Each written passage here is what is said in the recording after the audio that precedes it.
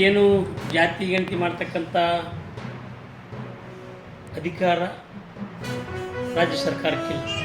ಅದನ್ನೇ ಇವರು ತಿರುಚಿ ಶೈಕ್ಷಣಿಕ ಮತ್ತು ಸಾಮಾಜಿಕ ಮತ್ತು ಆರ್ಥಿಕ ಪ್ರಗತಿಯನ್ನು ಸಮೀಕ್ಷೆ ಮಾಡ್ತಿರ್ತಕ್ಕಂಥ ಹೆಸರಿನ ಮೇಲೆ ಹೊರಟಿದ್ದಾರೆ. ಈಗಾಗಲೇ ತೀವ್ರತರವಾಗಿರ್ತಕ್ಕಂಥ ವಿರೋಧನೂ ಕೂಡ ಆಗಿದೆ. ಆದಾಗ್ಯೂ ಕೂಡ ಸಿದ್ದರಾಮಯ್ಯನವರು ಒಂಥರ ಆಟ ಹಿಡ್ಕೊಂಡು ಮಾಡಲೇಬೇಕು ಅಂತಕ್ಕಂಥ ಹಿನ್ನೆಲೆ ಒಳಗಡೆ ಪ್ರಾರಂಭ ಮಾಡಿರ್ತಕ್ಕಂಥದ್ದು. ಅಂದರೆ ವ್ಯವಸ್ಥಿತವಾಗಿ ಸಮಾಜವನ್ನು ಹೊಡಿತಕ್ಕಂಥ ತಂತ್ರ ಇದರಲ್ಲಿದೆ. ಅದನ್ನು ಬೇರೆ ರೀತಿ ನಾವು ಹೇಳ್ತಿದ್ವಿ, ನಾವು ಕೂಡ ಹೇಳಿದ್ವಿ, ವಿರೋಧ ಪಕ್ಷವಾಗಿ ಕೂಡ ಹೇಳಿದ್ವಿ, ಇದು ಸರಿಯಲ್ಲ. ಈಗಾಗಲೇ 2026ಕ್ಕೆ ಜಾತಿ ಗಣತಿನೂ ಮಾಡಬೇಕು ಅಂಥೇಳಿ ಕೇಂದ್ರ ಸರ್ಕಾರ ತೀರ್ಮಾನ ತೆಗೆದುಕೊಂಡಿದೆ. ಜನಗಣತಿ ಮತ್ತು ಜಾತಿ ಗಣತಿ ಎರಡು ಆಗ್ತಿದ್ದು ಅವಶ್ಯಕತೆ ಇಲ್ಲ ಅಂತಕ್ಕಂಥದ್ದನ್ನು ಕೂಡ ನಾವು ಹೇಳಿದ್ವಿ. ಆದರೆ ಅವ್ರಿಗೆ ಆಟಕ್ಕೆ ಬಿದ್ದಾರ್ದಿನಿಸ್ ಮಾಡಿದರು. ಈ ಹಿಂದೆಯೂ ಕೂಡ ಆ ಬಾರಿ ಅವರು ಮುಖ್ಯಮಂತ್ರಿಗಿರ್ತಕ್ಕಂಥ ಸಂದರ್ಭದಲ್ಲಿ ಕಾಂತರಾಜ್ ಆಯೋಗವನ್ನು ನೇಮಕ ಮಾಡಿ ಅದರ ವರದಿಯನ್ನು ತೆಗೆದುಕೊಂಡು ಅದನ್ನು ಇಂಪ್ಲಿಮೆಂಟ್ ಮಾಡಲಿಲ್ಲ. ಅದು ಕಸದ ಬುಟ್ಟಿ ಬಿತ್ತು. ಆದರೆ ಅದು ವಿರೋಧ ಆದಮೇಲೆ ಮತ್ತೆ ಒಂದು ಸಮೀಕ್ಷೆ ಮಾಡ್ತೀವಿ ಅಂತೇಳಿ ಘೋಷಣೆ ಮಾಡಿದರು.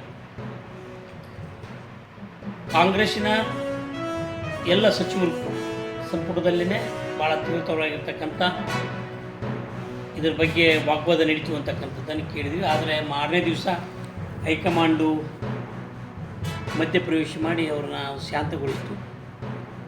ಅಂದರೆ ಒಟ್ಟಾರೆ ಇದು ವ್ಯವಸ್ಥಿತವಾಗಿರ್ತಕ್ಕಂಥ ಸಂಚು, ಅದು ಹೊಡಿಲೇಬೇಕು, ಸಮಾಜವನ್ನು ಆಳಬೇಕು ಅಂತಕ್ಕಂಥ ವ್ಯವಸ್ಥಿತವಾಗಿರ್ತಕ್ಕಂಥ ಸಂಚು. ಅದಕ್ಕೆ ನಾನು ತಮ್ಮ ಮುಖೇನ ಎಲ್ಲರಲ್ಲೂ ಕೂಡ ನಾವು ಪಕ್ಷದ ವತಿಯಿಂದಲೇ ಇದು ಹೇಳ್ತಕ್ಕಂಥದ್ದು ವಿನಂತಿಯನ್ನು ಮಾಡ್ಕೊಳ್ತೀವಿ. ಧರ್ಮದ ಕಾಲಮ್ನಲ್ಲಿ ಹಿಂದೂ ಅಂತಕ್ಕಂಥದ್ದನ್ನು ನಮೂದಿಸಬೇಕು ಮತ್ತು ಜಾತಿಯ ಕಾಲಮ್ನಲ್ಲಿ ನಿಮ್ಮ ಜಾತಿಗಳನ್ನು ಬರೆಸಬೇಕು ಮತ್ತು ಉಪಜಾತಿಗಳೇನಿದೆ ಉಪಜಾತಿಗಳನ್ನು ಬರೆಸಿ. ಆದರೆ ಧರ್ಮ ಅಂತಕ್ಕಂಥ ಸಂದರ್ಭದ ಕಾಲಮ್ನಲ್ಲಿ ನೀವು ಹಿಂದೂ ಅಂತಕ್ಕಂಥದ್ದನ್ನು ಕಡ್ಡಾಯವಾಗಿ ನಮೂದಿಸಬೇಕು ಅಂತಕ್ಕಂಥ ವಿನಂತಿಯನ್ನು ರಾಜ್ಯಾಧ್ಯಕ್ಷರು ಈಗಾಗಲೇ ಇದು ಕರೆ ಕೊಟ್ಟಿದ್ದಾರೆ. ಎಲ್ಲ ಕಡೆ ಕೂಡ ನೀವು ಕೂಡ ಅಲ್ಲಿ ಪ್ರೆಸ್ ಮೀಟ್ ಮಾಡಿ ಎಲ್ಲ ಕಡೆ ಹೇಳಬೇಕು ಅಂತಕ್ಕಂಥದ್ದು ಇರೋದ್ರಿಂದ ಹಿಂದೂ ಅಂತಕ್ಕಂಥದ್ದನ್ನು ಬರೆಸಬೇಕು ಅಂತಕ್ಕಂಥ ಒಂದು ವಿನಂತಿಯನ್ನು ಈ ಸಂದರ್ಭದಲ್ಲಿ ಎಲ್ಲ ಸಮಾಜದ ಬಂಧುಗಳು ಕೂಡ ಮಾಡೋಕ್ಕೆ ಇಚ್ಛೆ ಪಡ್ತೀವಿ.